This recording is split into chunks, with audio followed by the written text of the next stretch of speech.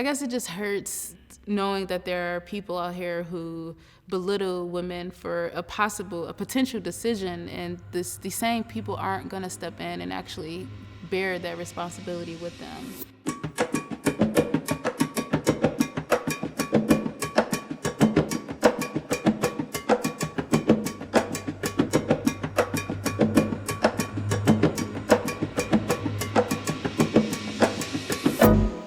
I'm Nastasha. I'm 26 years old.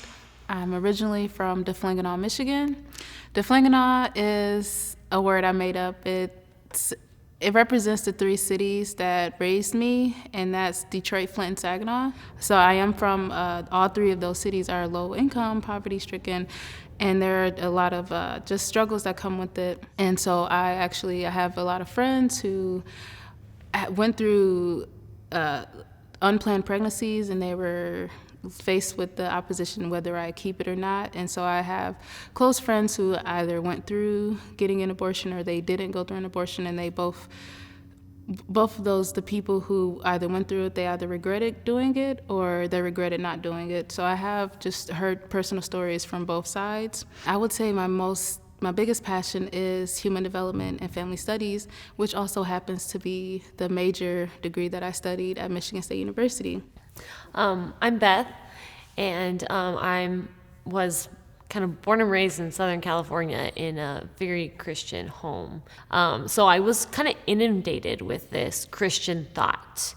And so I look back on my life, and I really do see like kind of crises that I went through to kind of, determine, do I just believe this because I have a family that just has poured this into me, or is it really something that I believe? And it was through, through just studying scripture, that I really started to understand that Christianity wasn't just my Sunday religion. It wasn't just something I went to on Sunday to learn. It really was my foundation. And if I truly believed that the Bible was true, it was my foundation for all of my decisions. In my last job as a patient support specialist, I was doing that at an abortion clinic in Detroit. And this job, I interviewed women who were going to make this decision.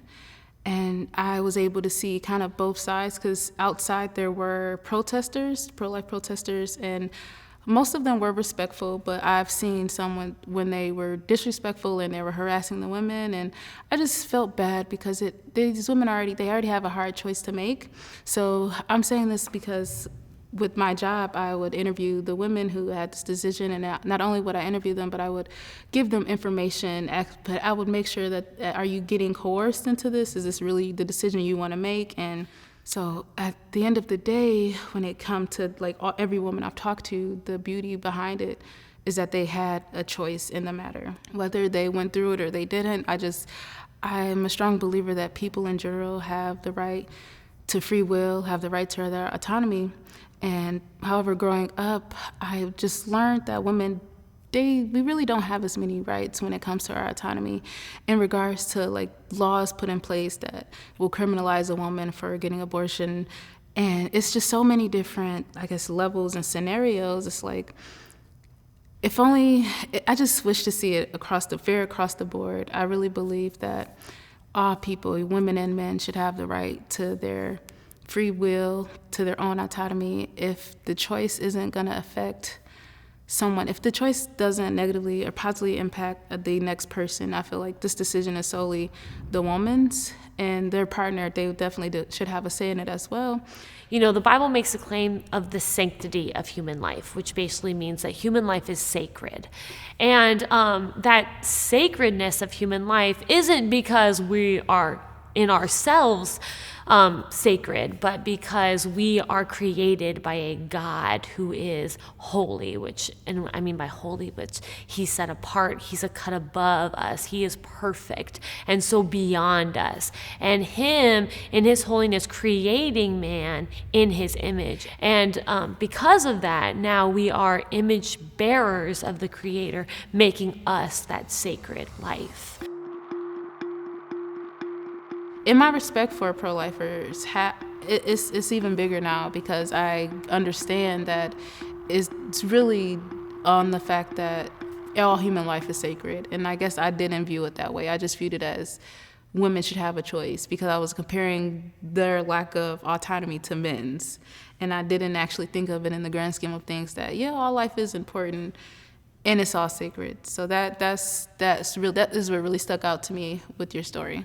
I think it's really interesting how you have dealt with this subject so personally, even at the point where you've been, counseling women about what to do and talking them through it. And I think that is put you in a position to really see the advantage of having a choice.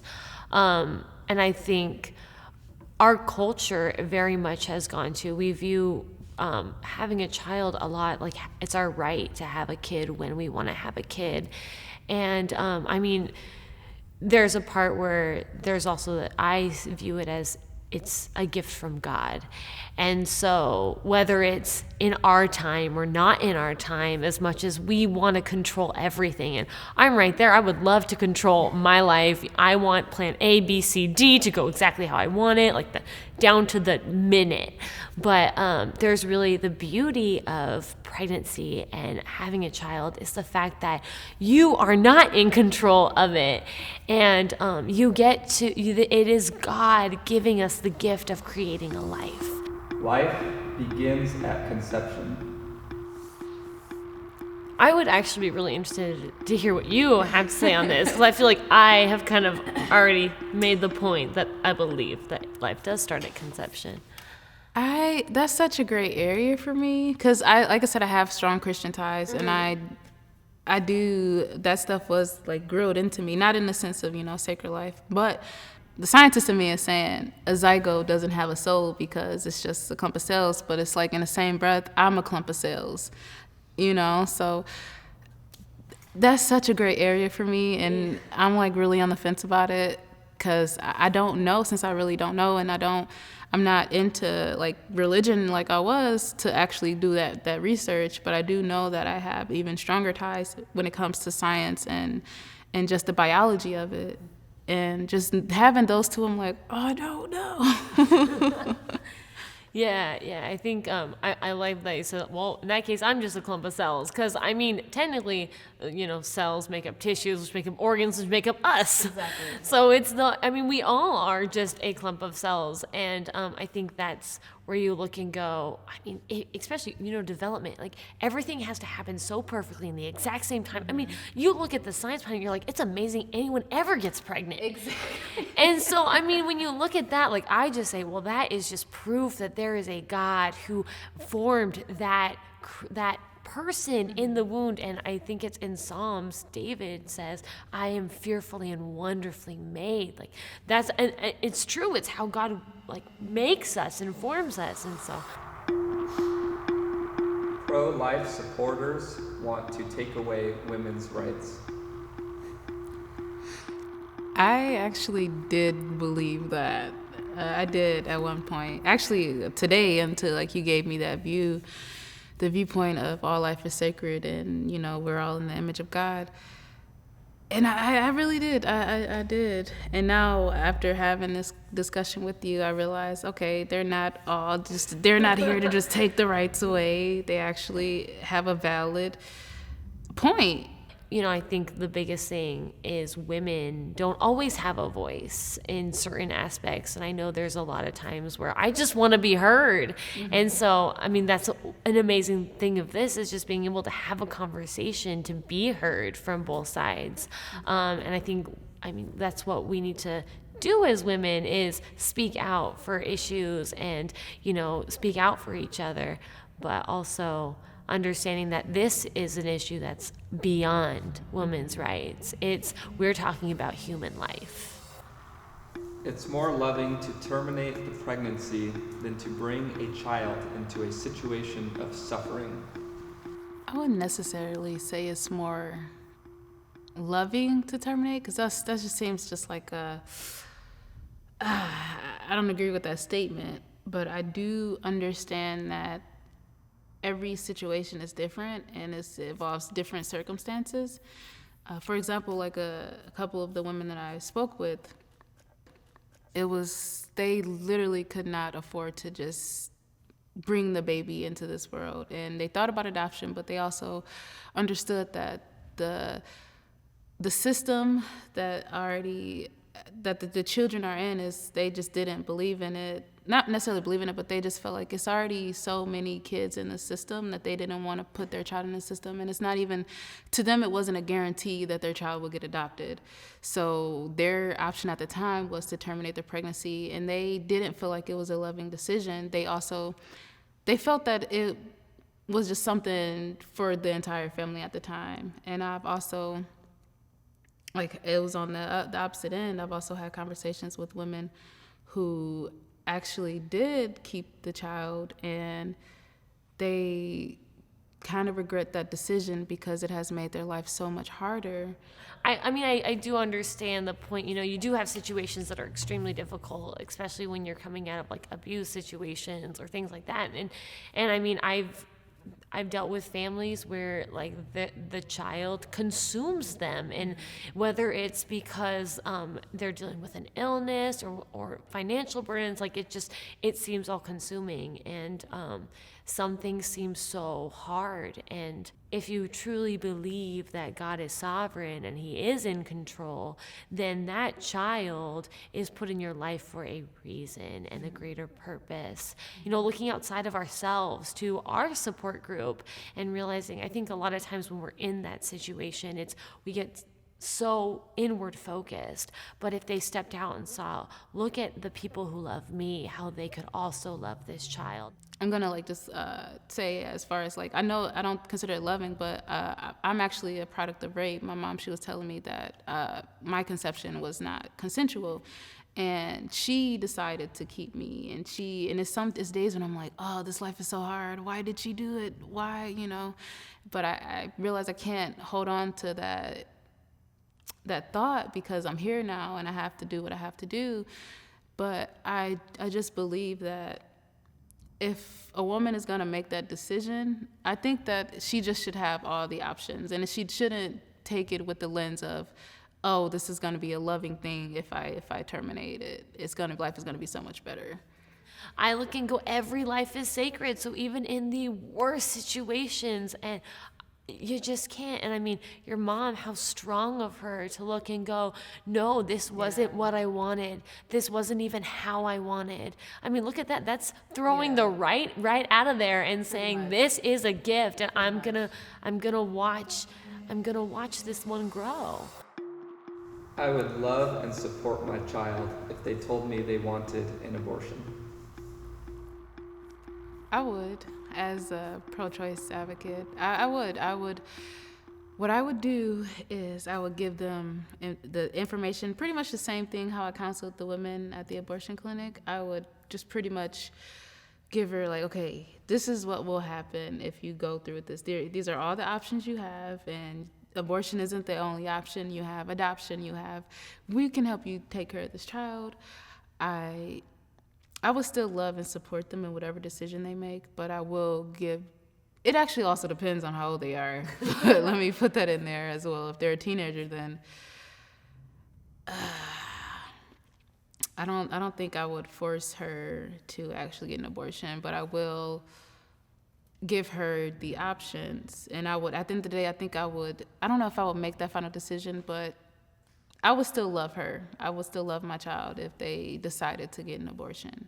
I would beg, I would plead, I would pray, and I would lay out for them, like, this child, though not planned, was known by God. God was not surprised by this situation. And I mean, depending on how old they were, whether it was, you put yourself in a situation you really shouldn't have been in, and that was wrong, and yet this is, on one hand, a consequence of those decisions that you made, but yet it is still a gift from God. It's still God's plan, and it's still a life. I know women who disowned their daughters for getting pregnant at a young age and chose not to get an abortion, who got kicked out on the street because they chose to keep their baby. So it's weird. It's not, I guess it's not weird, but I guess growing up with it, where I grew up and my background, my perspective is, I guess it's different because I know of women who will disown and abandon their daughters. I don't think it's right at all. Because I personally, I wouldn't. I would nurture my daughter. I would still take care of her. I would still give her, I want her to have as much information as possible. There are consequences to having an abortion. Yeah, I think all our decisions and things that we do, everything has consequences. And I think in abortion, you're going to have the same thing.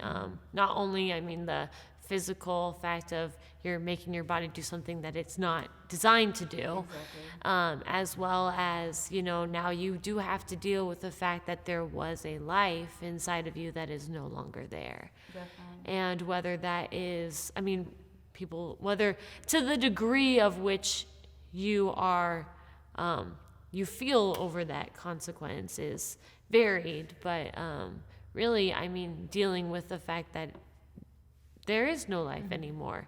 And I think especially the further along, especially when you're getting into like third trimesters where, there is actually, they look like a baby. And I think even some of the articles that come out, they'll even call it a baby.